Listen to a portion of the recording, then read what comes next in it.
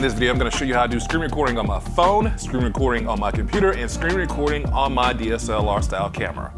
3.5 ways to do a screen record. Let's get that half out the way first. Just point a camera to the back of your LCD screen. Done. Still life for life.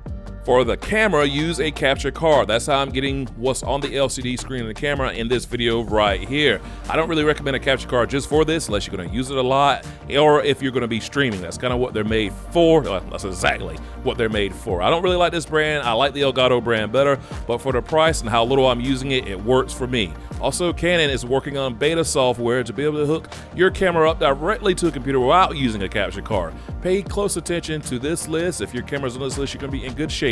And always check a list. Don't just ask people if your camera works with this app. There's a list for that. It's well documented online. Speaking of streaming, OBSproject.com is home to the better known OBS Studio. This is what we use to stream, but also to record what's on our screen, such as Photoshop or Lightroom tutorials, and it'll record itself in an infinite loop.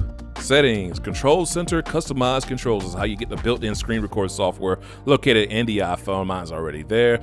I'm also recording with it right now. You have that red screen at the top that lets you know you're recording, and you can put it down in your settings for just swiping up or swiping down. If you got those newer iPhones, it's gonna be right there for you.